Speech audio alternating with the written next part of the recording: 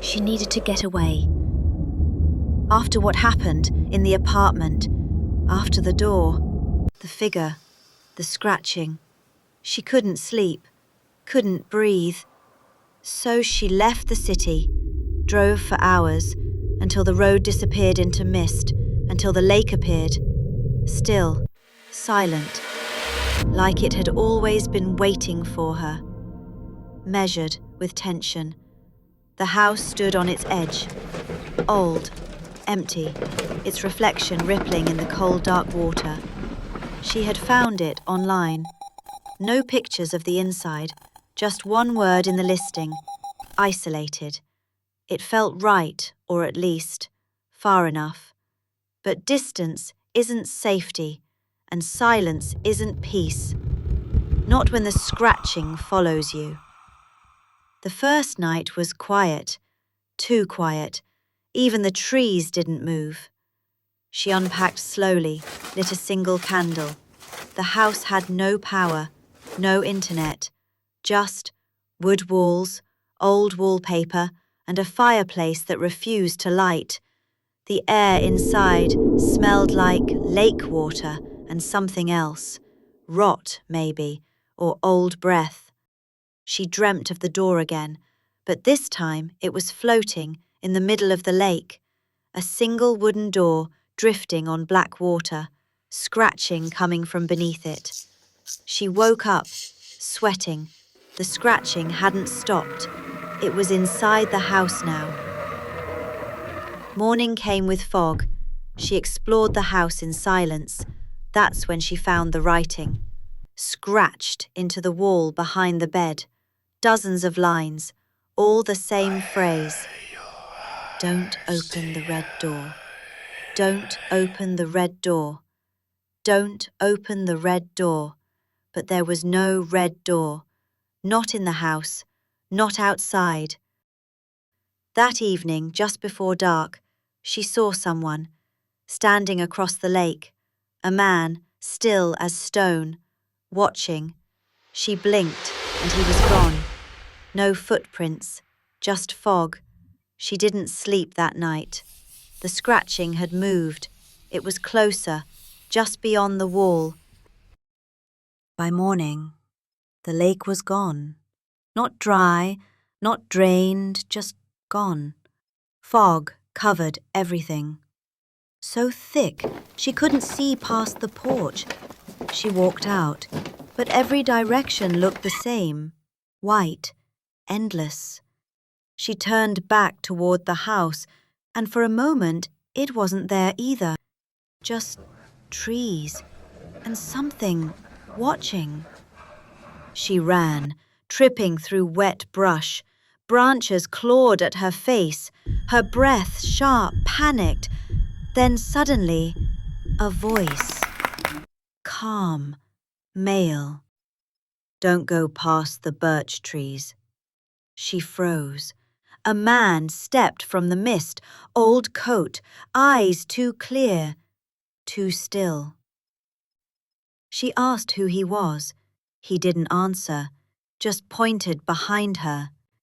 The house had returned, but something was wrong. The windows were different, longer, too tall. One of them was glowing red. The man said again, "Don't go near the red light." Then he vanished. Not walked, vanished, like he had never been. That night, the scratching came again. Not on the walls, not at the doors, but inside the house. From the fireplace. Slow, drawn out, as if claws were dragging through old stone. She covered the grate, placed chairs, furniture, books, but the sound grew louder. Then it spoke. Not words, just breath.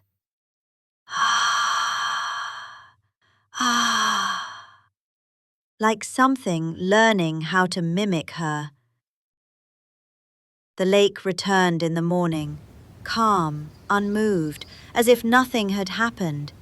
She stood at the edge, and in the reflection she saw the man again, but he was behind her. When she turned, there was no one, only wet footprints on the dock, leading toward the woods. She followed them, each step slower than the last. Something inside warned her, begged her to stop, but she didn't, because she saw something at the end. A door in the woods, standing upright, painted red. The door stood alone, no hinges, no frame, just wood, red, rotting, and humming. A low sound, like breathing through soil. She felt it in her teeth, in her spine, in her blood. She reached out, just to touch it, not open it, just touch. Something scratched her finger, low and cold, blood beaded at the tip, but the door didn't move. It pulsed like it was alive, and then it opened on its own. No wind, no pull, just a silent swing into black. Inside was not a room, not a building, a hallway, carved into stone, damp, breathing, and the scratching was louder, closer, hungrier. She stepped inside, one foot, then the other. The door slammed shut behind her. Total dark. Then, red lights, dots in the distance, eyes opening.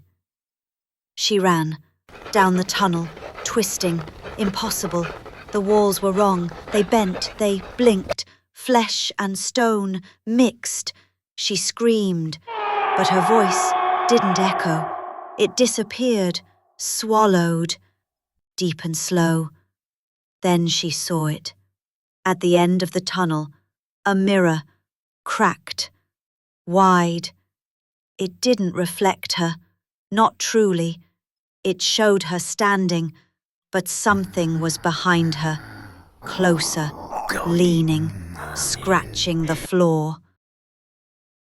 She turned. There was nothing. She looked back at the mirror. Now, she was gone. Only the thing remained. Black, mouth open, hands on the glass, trying to push through. The mirror cracked deeper, lines forming like veins. She backed away, fast, tripping, falling into something wet. It wasn't water. It smelled like metal. Rot, death. And she heard the voice again. The man from the woods. "Don't go past the birch trees," he whispered. "Don't open the red door." But it was too late. A long, gnarled hand reached from the mirror, stretching toward her. It scratched the ground as it moved, dragging bone over stone. She ran, faster than before, screaming, clawing for light. The tunnel twisted. She could see the door, but it was closing. She reached the door just before it shut, but it wouldn't open. The knob was ice. The wood burned her hands. It was like the door hated her now, and behind her, the scratching grew. Not one scratch, but many, more than one thing. Dozens, crawling, clicking, claws against the floor. And she was locked in. She pressed her head against the door and wept. "I'm sorry," she said. Over and over. She didn't know why, but something inside her knew she'd made a mistake, a terrible one. The scratching stopped. Silence. Heavy. Unnatural. She turned around slowly and saw them. Figures. Tall. Crooked. Skins stretched like canvas. No mouths. Just black holes where faces should be. And in their hands, mirrors. Broken. Bleeding light. One stepped forward, held out its mirror. In it, she saw the lake house, empty. She saw herself, still on the porch, still sleeping. She never woke up. She was dreaming. But the dream had teeth, claws, doors that shouldn't open, and things that lived beneath the wood. One of them whispered, not aloud, but directly into her mind. You let us in. You opened the door. You belong to the scratching now. The mirrors glowed brighter, blinding. Her body lifted from the ground, arched, froze, and cracked, just once. Back at the lake house, the porch was empty. The chair rocked in the wind, her teacup still warm. A scratching sound came from inside the walls. Somewhere beneath the floorboards, a red door waits. Breathing, scratching, calling.